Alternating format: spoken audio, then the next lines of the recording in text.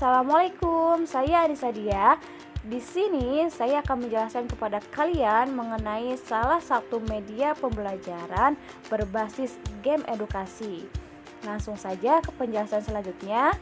Buka mata, pasang telinga, and keep watching guys. Proses belajar mengajar di sekolah bukan hanya sekadar penyampaian materi yang dilakukan dari seorang guru kepada siswa.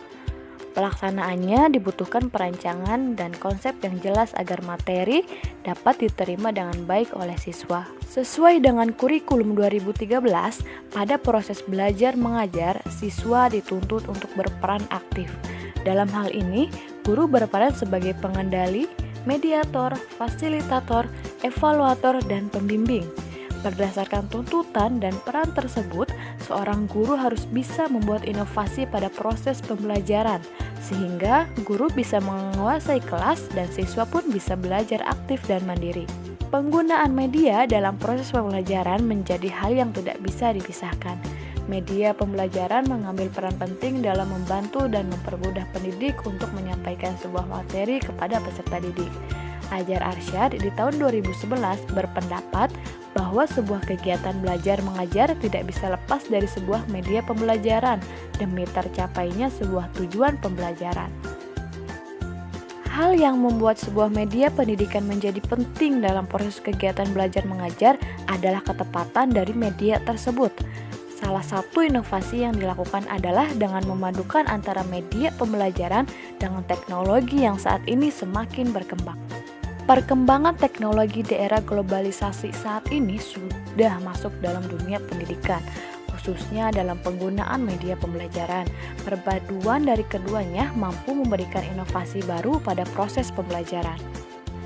Salah satu pengembangan media pembelajaran berbasis teknologi tersebut adalah melalui pengembangan game edukasi.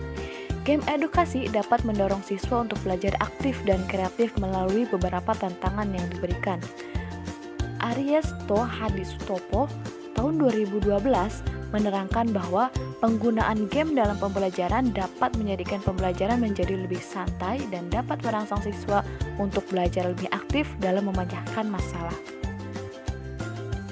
Pemanfaatan game di dalam pembelajaran saat ini cenderung mengalami perkembangan di dalam dunia pendidikan. Dengan game edukasi yang melibatkan game atau permainan di dalam proses pembelajaran yang dilakukan. Beberapa poin penting manfaat game juga dikemukakan pada forum Computer Assisted Investing Special Interest Group adalah sebagai berikut. 1. Jenis games yang menuntut strategi penyelesaian masalah dapat meningkatkan kemampuan kognitif anak. 2. Laki-laki dan perempuan yang dilatih bermain video game selama 1 bulan menunjukkan peningkatan pada tes ingatan dan kemampuan melakukan berbagai tugas multitask. 3. Video game dapat membuat pemainnya mempertajam cara pikir mereka. 4. Menuntut anak untuk lebih kreatif dan juga anak dituntut untuk belajar mengambil keputusan dari segala tindakan yang dilakukan. 5. Membangun semangat kerja sama atau teamwork ketika dimainkan dengan gamers lainnya secara multiplayer.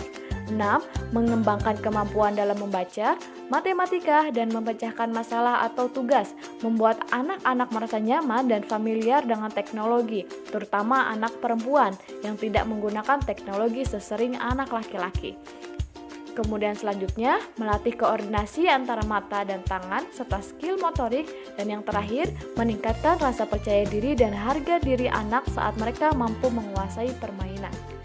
Saya sudah mencari beberapa games edukasi dari Android yang bisa dijadikan media pembelajaran bagi siswa dengan gurunya, di mana game tersebut dapat melatih cara berpikir anak agar bisa lebih kritis dan mampu menyelesaikan masalah dengan caranya masing-masing. Nah, berikut adalah games yang saya rekomendasikan untuk kalian semua. Game Android yang paling diminati oleh anak-anak saat ini salah satunya yaitu game Brain Out. Game asa otak ini menyajikan teka-teki yang harus dipecahkan oleh pemainnya.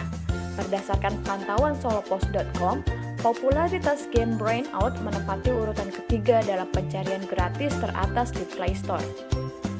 Game yang resmi dirilis pada tanggal 17 September 2019 ini bernama lengkap Brain Out. Can You Pass It? Game ini diunduh lebih dari 50 juta pengguna setelah 6 bulan diluncurkan.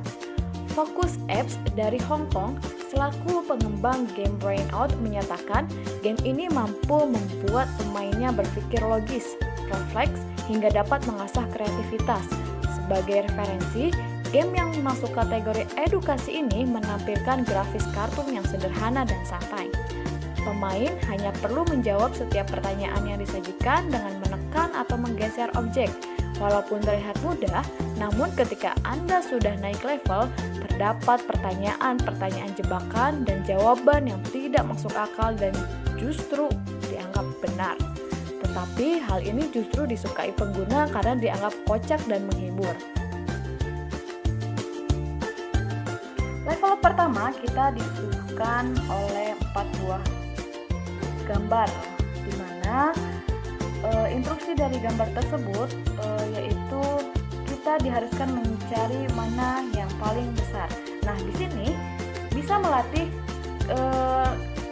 cara pikir anak, bisa melatih bagaimana anak tersebut menangkap apa tujuan atau maksud dari soal yang diberikan.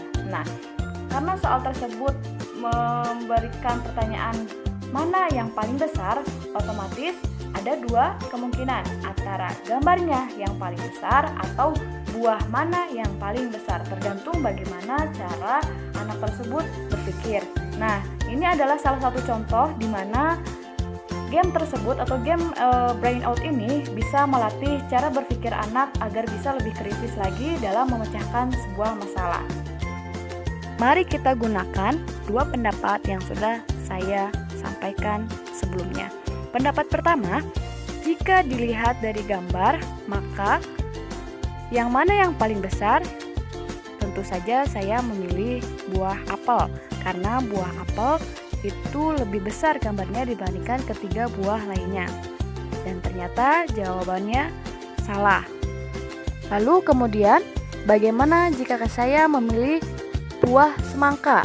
Karena buah semangka dalam kehidupan nyata itu lebih besar dari ketiga buah yang ada pada kuis tersebut. Jadi, jawabannya adalah benar. Sama dengan level lainnya, kita atau anak dilatih untuk berpikir kritis agar bisa menangkap apa tujuan atau maksud dari soal tersebut.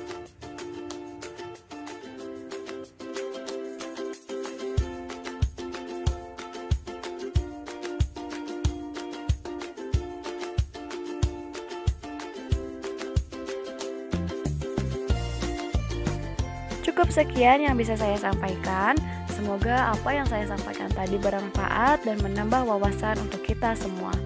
Terima kasih atas perhatiannya. Mohon maaf bila banyak kesalahan. Saya akhiri. Wassalamualaikum warahmatullahi wabarakatuh. Bye-bye.